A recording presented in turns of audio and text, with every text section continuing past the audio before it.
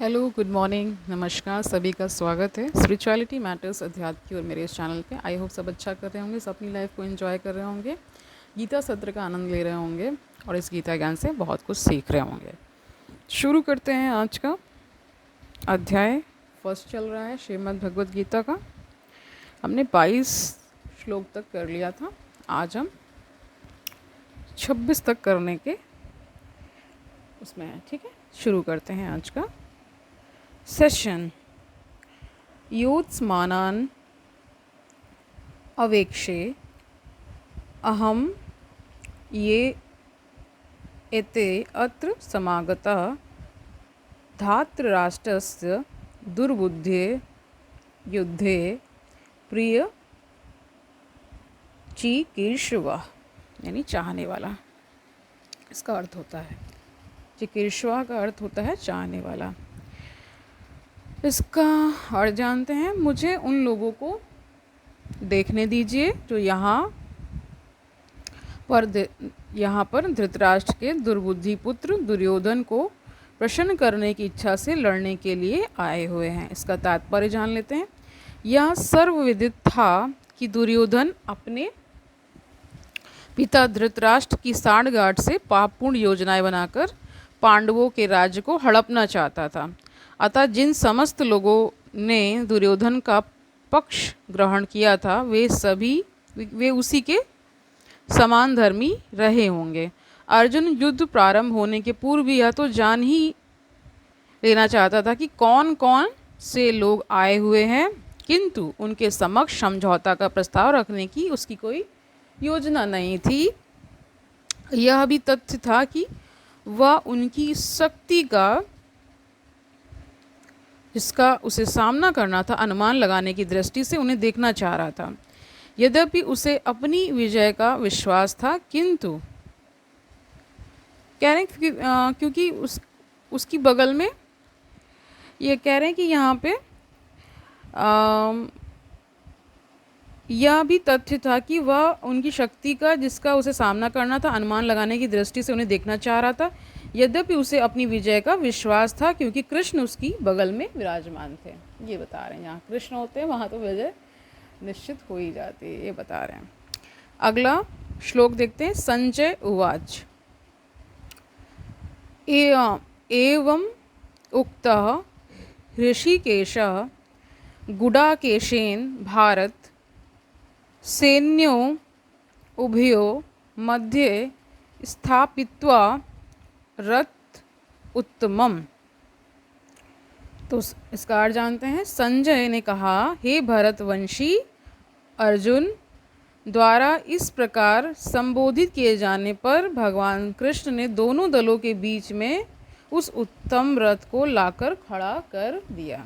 ठीक है, इसका तात्पर्य जानते हैं। इस श्लोक में अर्जुन को गुडाकेश कहा गया है। गुडाका का अर्थ है नींद, और जो नींद को जीत लेता है वह गुडाकेश कहलाता है। ठीक है, वह गुडाकेश है। नींद का अर्थ अज्ञान भी है। अतः अर्जुन ने कृष्ण की मित्रता के कारण नींद तथा अज्ञान, ठीक है, दोनों पर विजय प्राप्त की थी। कृष्ण के भक्त के रूप में वह कृष्ण को क्षण भर भी नहीं भुला पाया, क्योंकि भक्त का स्वभाव ही ऐसा होता है। यहाँ तक कि चलते अथवा सोते हुए भी कृष्ण के नाम रूप गुणों तथा लीलाओं के चिंतन से भक्त कभी मुक्त नहीं रह सकता है। अतः कृष्ण का भक्त उनका निरंतर चिंतन करते हुए नींद तथा अज्ञान दोनों को जीत सकता है। इसी को कृष्ण भावना अमृत कहा गया है। ठीक है, या समाधि भी कहते हैं। प्रत्येक जीव की इंद्रियों तथा मन के निर्देशक अर्थात ऋषिकेश के रूप में कृष्ण अर्जुन के मंतव्य को समझ गए कि वह क्यों सेनाओं के मध्य में रथ को खड़ा करवाना चाहता है। अतः उन्होंने वैसा ही किया और फिर वे इस प्रकार बोले। क्या बोले, ये 25वें श्लोक में है। क्या बोल रहे हैं वो जानते हैं। भीष्म द्रोण प्रमुखता सर्वेषां च मही महीषिताम् उवाच पार्थ पश्य एतान् संवेतान् कुरून् इति। इसका अर्थ जानते हैं। भीष्म, द्रोण तथा विश्व भर के अन्य समस्त राजाओं के सामने भगवान ने कहा कि हे पार्थ, यहाँ पर एकत्र सारे कुरुओं को देखो। इसका तात्पर्य जानते हैं। समस्त जीवों के परमात्मा स्वरूप भगवान कृष्ण यह जानते थे कि अर्जुन के मन में क्या बीत रहा है।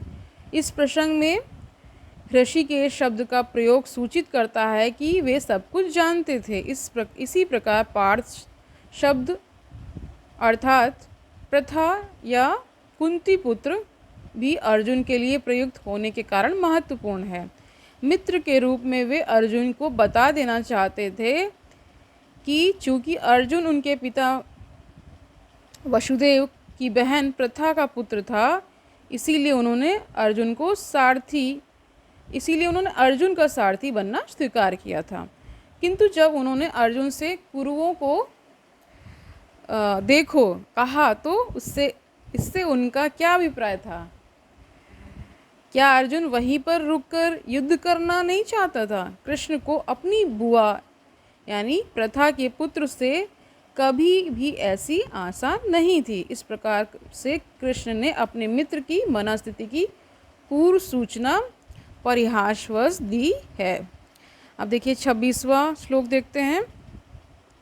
तत्र अपश्यत स्थितान् पार्थ पितरन् अथ पितामहान् आचार्यान् मातुलान् भ्रातरन् पुत्रान् पौत्रान् सखीन तथा श्वशुरान, यानी यहाँ श्वशुरों को बोला है, ठीक है। सुहृदय च एव सैन्यो उभयो अपि। और जानते हैं अर्जुन ने वहाँ पर दोनों पक्षों की सेनाओं के मध्य में अपने चाचा ताऊओं, पितामहों, गुरुओं, मामाओं, भाइयों, पुत्रों, पौत्रों, मित्रों, ससुरों और शुभ चिंतकों को भी देखा। इसका तात्पर्य जानते हैं। अर्जुन युद्ध भूमि में अपने सभी संबंधियों को देख सका। वह अपने पिता के समकालीन भूरिश्रवा जैसे व्यक्तियों, भीष्म तथा सोमदत्त जैसे पितामहों, द्रोणाचार्य तथा कृपाचार्य जैसे गुरुओं, शल्य तथा शकुनी जैसे मामाओं, दुर्योधन जैसे भाइयों, लक्ष्मण जैसे पुत्रों, अश्वत्थामा जैसे मित्रों एवं कृतवर्मा जैसे शुभ चिंतकों को देख सका। वह उन सेनाओं को भी देख सका जिसमें उसके अनेक मित्र थे। तो आज के लिए इतना ही रखते हैं, बाकी के सूत्र हम कल देखेंगे, ठीक है। तब तक के लिए खुश रहिए, एंजॉय करिए गीता सेशंस को, इनका गूढ़ अर्थ भी समझिए। शाब्दिक अर्थ तो समझना ही है, वो सरल होता है। गूढ़ अर्थ मतलब जो वहाँ पे हुआ है उससे हमें सीख लेने के लिए ही तो हम पढ़ते हैं, ठीक है, या हम इसका श्रवण करते हैं, अध्ययन मनन करते हैं, इसीलिए तो करते हैं ना, ठीक है। तो कल मिलते हैं, तब तक के लिए खुश रहिए, एंजॉय करिए, अपने आसपास पॉजिटिव एनवायरनमेंट रखिए, अध्यात्म से जुड़िए, बहुत सारे चीज़ों का अध्ययन करिए, पुस्तकों का अध्ययन करिए, ठीक है। अपना जो भी आपका खाली समय है उसमें थोड़ा सा समय अपने को जानने के लिए भी दीजिए। बाकी सारे काम तो करते ही रहने। कल मिलते हैं। हरि ओम तत्सत।